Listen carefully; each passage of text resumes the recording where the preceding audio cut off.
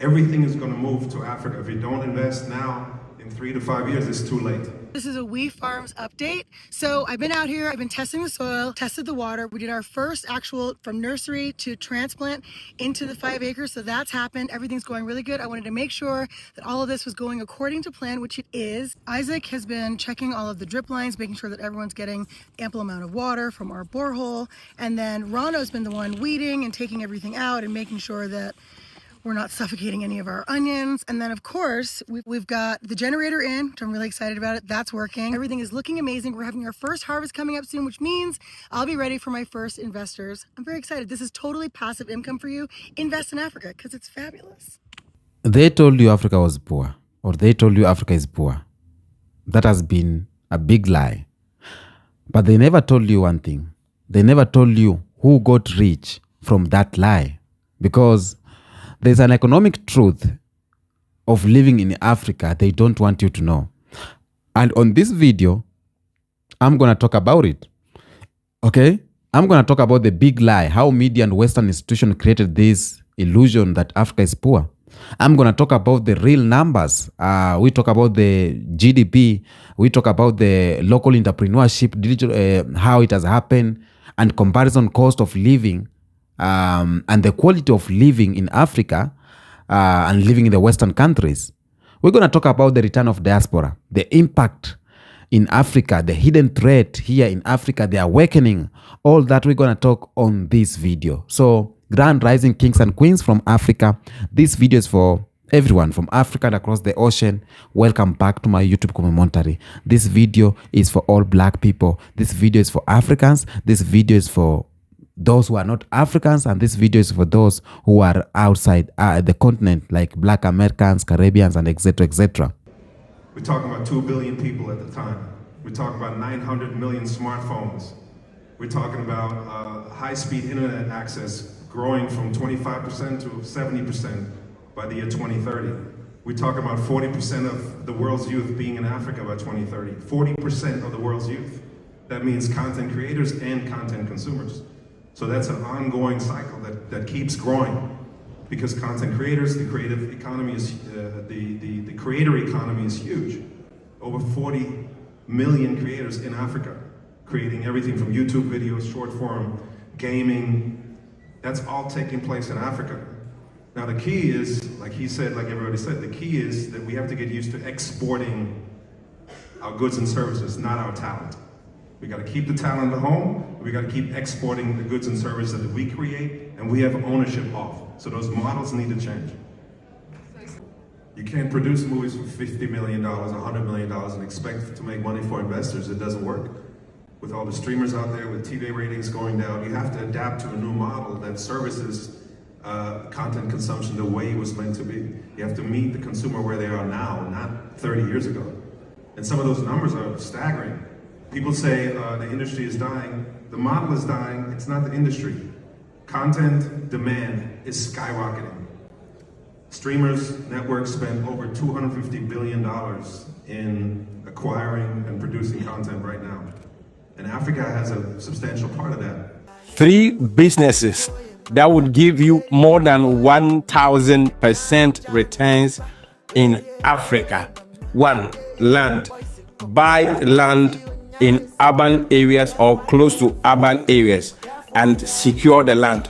Within a few years' time, the value of the land would increase multiple times and you would have more than 1,000% on the land you bought. 2, fish farming. Fish farming has become the new gold mine in Africa. If you can invest in fish farming, you are bound to make huge profit.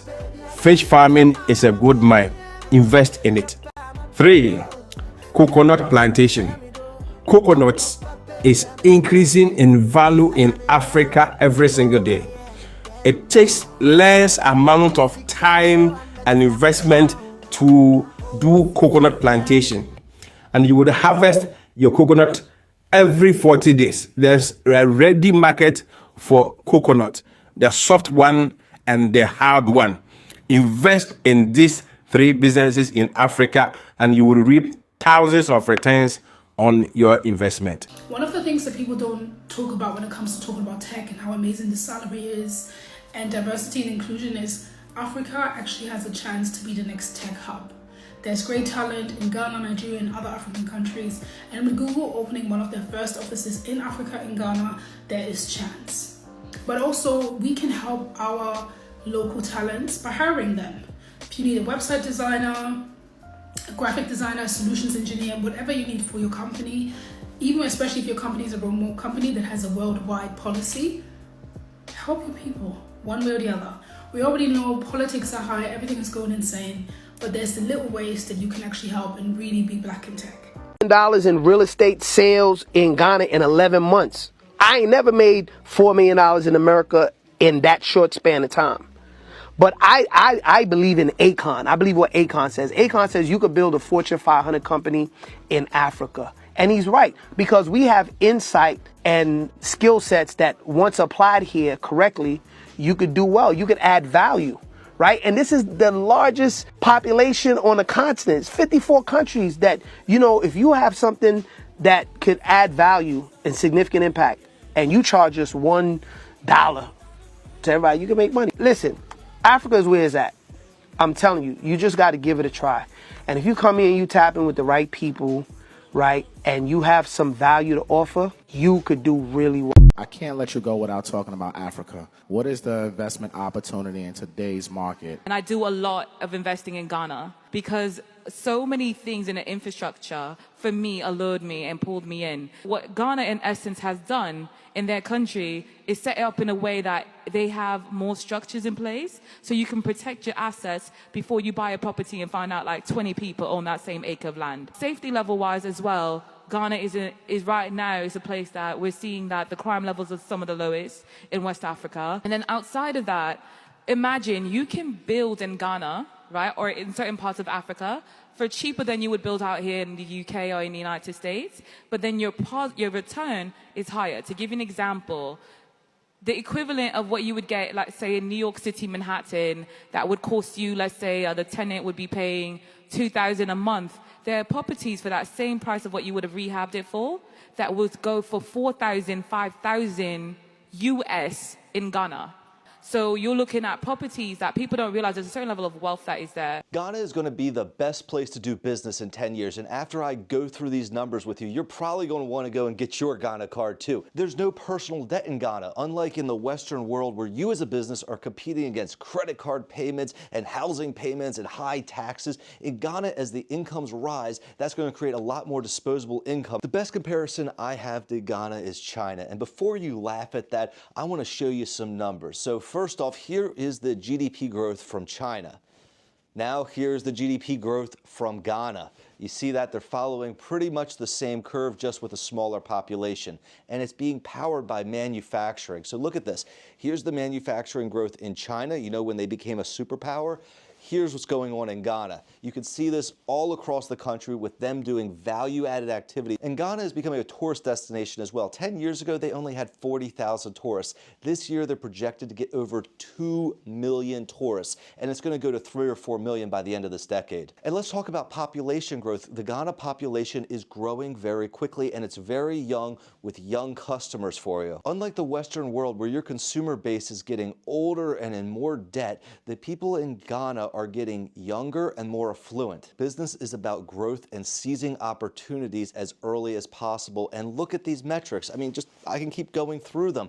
They are all pointing to Ghana greatly improving as a consumer base for businesses. I grew up in an era where China wasn't thought of as this superpower. They were thought of as just another developing country with a big population. And while everyone was scoffing at China in the 80s and early 90s and showing pictures of them looking like this, they were rapidly educating their population and industrializing, which is exactly what Ghana is doing. So if you're in business, I can't think of a better place to start looking than Ghana. If you don't look right now, you're going to kick yourself in 10 years when your competitor has taken your place. But I want to know what you guys think. Are we right to be so optimistic about the future of Ghana? Let us know in the comments below. And if you're looking to purchase a property in Ghana, you can reach out to us at roarsteamafrica.com. And if this video provided value to you, give me a like and a follow. That really helps out our channel. And I will see you guys on the next video. Now, for decades, the world has been programmed to see Africa as a a charity case, okay? And they show starving children's mostly on the television, on media. They show starving children's, they show broken infrastructure, they show dusty roads, but they never show the modern cities. They never show you the billion-dollar industries or the millions of self-made young entrepreneurs rising from Lagos, Nairobi, Accra to Kigali. Okay? The image of poverty wasn't created by accident. The image of poverty in Africa was a psychological weapon, or it is a psychological weapon used by global powers to keep Africa doubting their own potential and to make the diaspora fear to come home. Okay? Now, let's be clear. Poverty in Africa was engineered. Poverty in Africa was not inherited. The same powers that drew African borders, the same powers that looted African minerals, the same powers that stole her labor and still controlling the narrative of Africa through media, education, and financial dependency. They are the one who engineered poverty in Africa.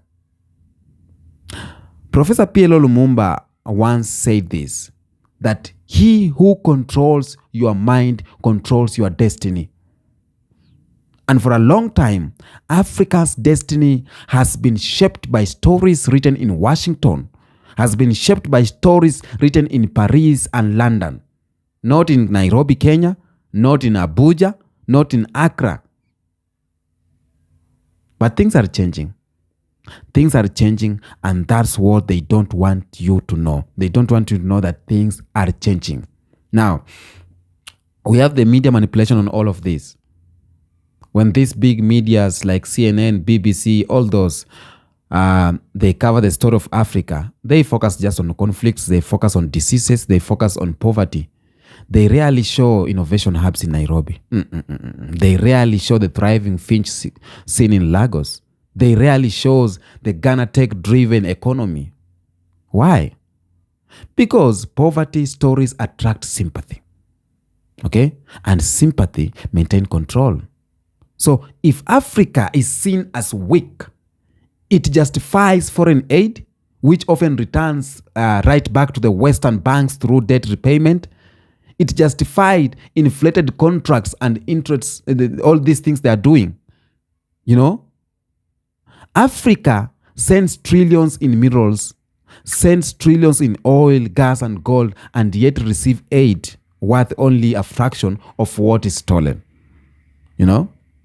According to the Health Poverty Actions Report, Africa loses over $200 billion every year through illicit financial flows and profit shifting by multinational corporations. In other words, it's to say that Africa is not poor, but it's being robbed in broad daylight. But we have a reality on the ground, a reality they don't want you to see. Just walk through Nairobi, walk through Upper Hill, walk through Kigali, walk through Accra, East Legion, you will see something. You will see skyscrapers, you will see startups, you will see young people building empires through digital innovation. So Africa's digital economy is projected to hit $180 billion by 2025, driven by young innovators under 30 years. Kenya's mobile money transaction or mobile money systems like M-Pesa, it has revolutionized global finance long before Apple Pay or Cash App existed. It started in Nairobi, Kenya. Nigeria's tech companies are producing millionaires who are investing in local real estate, investing in education, investing in renewable energy. Okay? And while the West struggles with inflation, while the West struggles with unemployment and declining middle classes, Africa's population is young, creative, and ready to build. The average age of Africa is 19. While that of Europe is 43. That means what? That means Africa is not only the future, but Africa, it is the present engine of global growth. Many of the diaspora still believe that moving back to Africa means losing comfort or opportunity. Even many Africa still believes that going to US, going to Europe is the dream. But that's only because they have been fed lies about Africans. It is dangerous. It's instability, you know. Let me tell you the truth.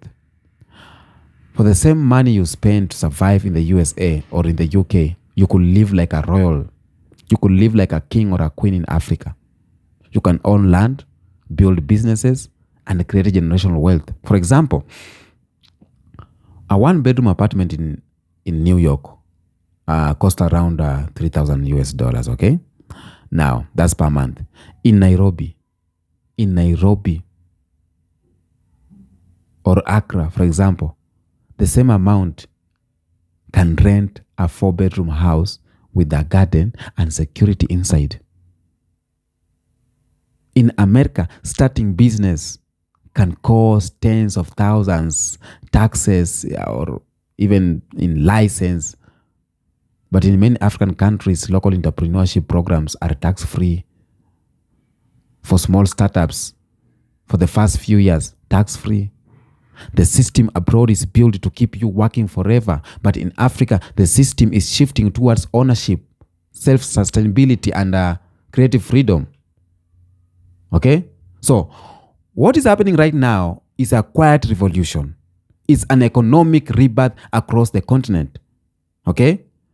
In Ghana, from Ghana's year of return to Rwanda digital infrastructure, Nigeria's creative industries, Kenya's renewable energy, Africa is reclaiming its power. Our innovation at a time, or one innovation at a time. And yet, the Western world is pretending not to see that. Because if they admit the truth that Africa is rising, then it shatters the myth that they have built for centuries. As the late Kwame Nkrumah once said, we face neither east nor west. We face forward. And that's the new spirit that is in Africa right now. That's the new spirit of the Africa's economy, a spirit of progress, innovation, and self-determination. But remember, economic freedom begins with mental freedom. And that's why they keep feeding us false images. Because the day Africa wakes up fully, man, is the day the old world order will collapse. Okay? Now, family, now that we have peeled back the first layer of deception, it is time to expose the invisible chain that keeps Africa economy under watch. Okay, not through guns, but through contracts, through currencies, and conditional loans. For example, aid. They say we are giving Africa aid, but ask yourself, how can a continent that supplies the world with gold, diamonds, cobalt, coffee, name them all, are seeking for help? How on earth are they needing help? That means what? That means that help is a trap. When Western powers send billions in aid, it doesn't come free. It comes with terms and conditions. Terms number 1, they will tell you, privatize your national assets. Price number 2, they will tell you, cut social spending. They tell you, deny your farmers subsidies while ours receives billions every year. They will tell you, let foreign corporation control your natural resources. The IMF and the World Bank call this structural adjustment. But economists call it economic colonization 2.0. These institutions dictate African policies through debt, forcing nations to cut jobs, to devalue currencies and open markets before they are ready. Okay? They turn nations into consumers instead of producers. They turn nations into importers instead of innovators. Okay? So this is a system designed to look like partnership but function like control. After independence, many African countries borrowed money to rebuild the roads, hospitals, and schools, but these loans came in foreign currencies, often dollars or euros. So if your currency weakens, your debt doubles overnight. And when that happens, the same lenders come back with solutions. Sell your land, open your oil wells, let our corporation in, Professor Patrick Bond from South Africa once explained that debt is not just about money. Debt is about obedience. Think about it. A farmer who owes a bank must do what the bank says. An African country that owes billions must do what its creditor says. And that's how African sovereignty was sold. Not through treaties, but it was sold through interest rate. We have on the other side the CFA franc. This is the France invisible empire. Okay? That's one of the most blatant example. The CFA franc still used by 14 African countries. I guess so. Or maybe it's ending because 3 countries say they want to pull out. France, it printed that money in France, controlled by the French treasury, and pegged to the euro. And this means what? This means that every franc using African country must deposit 50% of its reserves in African Central Bank. Even their monetary policy, inflation, interest, exchange rate, is just dictated by Paris. Okay? So tell me, is that independence? No, family, tell me. Is that independence or is that colonialism wearing a suit? Okay? Economists in Senegal have called it the longest running financial slavery in history. But let me tell you, young Africans are waking up. Leaders like Mali Assimi Goïta, Burkina Faso, Ibrahim Traore, they are questioning their systems. They are demanding real control of goods, of gold, land, and currency, And the world is watching what is happening. Now, another thing, they say that Africa needs foreign investors, but what they don't tell you is that the most so-called investors came not to build. They come to extract. Okay? They buy land for pennies, mine for billions, and ship raw materials abroad, leaving behind environment's destructions and jobless communities. Okay? And then they sell finished products back to Africa at 10 times the price. And this is how Africa loses over $100 billion annually in resources value, because raw materials leave the continent unprocessed. And meanwhile, local investors struggle for funding because Africa's banks prefer short-term loans and government bonds instead of supporting local manufacturing. Okay? But good enough, something powerful is changing. The rise of Pan-African entrepreneurship. Young Africans are starting to realize that they don't need foreign validation to succeed. Okay? Platforms like Flutterwave, Cheaper Cash, Jumia, the Paystack are homegrown empires redefining how African trade, pay, and invest. Okay? They are saying we don't need permission, but we just need vision.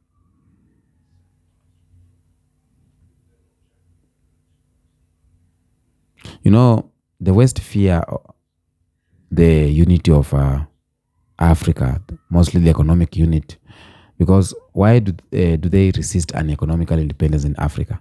It's because an African trading with itself means less dependency on Western markets, means less control through aid, means less exploitation of resources. Okay? And that's why they destabilize strong leaders. They fund oppositions. They find, they push divisive narrative, because unity means power, and power threatens global control. When Africa launched the African Continental Free Trade Area, the largest free trade zone in the world, the silence from Western media was deafening. No front page celebration, no global applause, because it meant that Africa could soon produce, Africa could soon trade, Africa could soon grow internally without their permission. And that is their worst nightmare.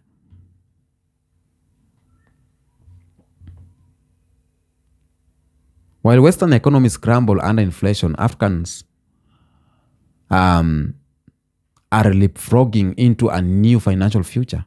We have digital currencies, mobile banking, and blockchain technologies. They are rewriting the economic script. In Nigeria, millions use crypto and digital wallets to bypass corrupt banks. In Kenya, people use M-Pesa for everything, from groceries to car loans. In Ghana, fintech startups are bringing banking to rural farmers through mobile apps. Okay? These innovations scare the system because they give the people control. No middlemen, no foreign gatekeepers, no permission. Okay? Africa skipped landlines. We went straight to mobile. And now we are skipping all the banking and we are going straight to freedom. So let's not forget, Africa holds 60% of the world's arable land. Africa holds 40% of global gold and 90% of essential minerals of electric cars and phones. Lithium, cobalt, nickel. Okay? As the world goes green, Africa becomes the center of the next industrial revolution. And that's why the big powers are rushing in. China building roads, the US offering partnership, Europe drafting new green deals. Why? But let me tell you, my family, Africa doesn't need saviors. Africa needs strategic partners who respect her sovereignty. And most importantly, Africa needs her own children. Her own children at home and abroad. That means Africa needs Africans. Africa needs Black Americans. Africa needs Caribbeans. Africa needs all enslaved Africans or all the lineage of Africa. Okay? Just to come to invest, to build, and to protect the wealth. Because if we don't tell our story, they will keep selling their version. And here's the truth. Living in Africa gives you economic breathing room that has disappeared in the West. Because in America, you work 2 jobs to pay rent. In Africa, you can own a land beneath your feet. In Europe, taxes and insurance eat your income. In Africa, your money goes directly to your family. Your money goes directly to your farm, to your vision. In the West, systems are collapsing. Housing crisis, students' debt inflation. In Africa, opportunities are multiplying. New cities, new trade, new startups, new energy grids. Okay? And this is why foreign millionaires are quietly buying land in Kenya, in Tanzania, in Ghana, in Rwanda. They see what the news hides. So Africa is the last economic frontliner or frontline on earth. Okay? So I'll say this. The return of diaspora to the new African wealth is so important. Why? Because across this social media, YouTube, all this social media, there's a powerful movement unfolding. Black Americans, Caribbeans, and Afro-Europeans are visiting Africa and staying, okay? And they're building land. And as we said earlier, is that we need our own children to come back and invest. So these diaspora people, Black Americans, are building land, are opening cafes in Kenya, are building resorts, are teaching digital skills, and are bringing capitals. They are bringing creativity. They are bringing... Let me tell you, for decades, we were told that go to the West for success. But right now, the same West is collapsing under debt, under division, and inflation. While Africa is rising in peace, purpose, and opportunity. Dr. Arkana Chimbori or Chihombori once said, and I quote, that the African diaspora is the sleeping giant. And once it reconnects with the continent, the global power balance will shift forever. And that's what is happening. Okay? Let's be real. Living in the West costs you everything. It costs you your peace, costs you your time, your identity, People work 40 years just to pay off a mortgage. They live paycheck to paycheck, man. In Africa, the same energy can build empires. Land is affordable, labor is abundant, and the cost of living allows you to live, not to survive. Because when you compare in Atlanta, $400 barely covers groceries. In Kenya, $400 feed a family for a month and helps you invest in your small business. $400. In Lagos, 1 million gets you a 2-bedroom apartment. Not in Lagos, in Los Angeles. In Los Angeles, 1 million gets you a 2-bedroom apartment. But in Kigali or Nairobi, it builds a luxury mansion. So that's the economic truth they don't want you to know. Africa gives you space to breathe and to build. And let me tell you, land is the ultimate power. Land is the most important thing in this economy. And that's why I say we need to have land revolution of land. In the West, you rent. In Africa, you own. And ownership is the freedom. Okay? Again, we have the economic ripple effect. This is when one person from the diaspora builds a business in Africa. It creates jobs. It inspires locals. It starts a circle of empowerment. A woman from Chicago opens a vegan cafe in Accra. She hires 5 locals. It's better. And when that money circulates locally, it's multiply wealth for generations. And that's how we fight economic colonization, not just with protest, but with production. And again, I will say this. This is a spiritual thing, okay? In Africa, the return is deeper than just business, but it is ancestral. I know everywhere we have challenges. We have challenges of relocation. Of course, it is not perfect, okay? Africa still battles corruption, bureaucracy, and poor infrastructure in some areas. But those changes or those challenges are being tackled by the very youths and diaspora who refuse to accept the old system. Instead of complaining, they build solutions. Solar energy companies, digital IDs, e-governance platforms, delivery apps, local airlines, That's the beauty of Africa. You can see your impact immediately. You are not another statistic, but you are a pioneer. Okay? And Black Americans are playing the historical role of this return so well. They bring skills in media, in marketing, in technology, and etc. They understand branding. They understand storytelling and global communication. They know how to scale ideas. They know how to pitch investors, So I'll say this. Something powerful happens when diaspora and continental African build together. And this is called economic healing. The trauma of colonization begins to fade when we create together. The narrative shifts from we were enslaved to we are empowered. Okay? Every business, every school, every farm built by Black hands become a healing altar. It restores the story of who we truly are. Okay?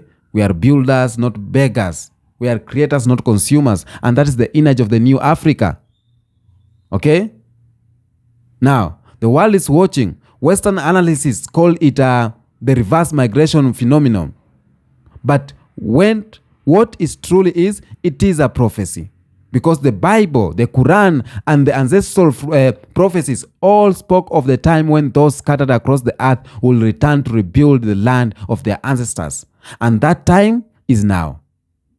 And this is happiness. So the balance of global power begins to tilt. Because when Africa and her children unite economically, the whole system changes. No more begging for visas. No more waiting for handouts. No more believing the lies that you have been to leave home instead and go somewhere else. Okay? Now, that's what I have to say today on this video. I have to say about Africa. They are hiding a lot from you. And you need to know this. You need to study, you need to do your research. Not that just by word of mouth, but you can choose just to come. Because if you want freedom, economic freedom, financial freedom, this freedom, you need to move and come to Africa. Tell me what you think. Until next episode, peace out.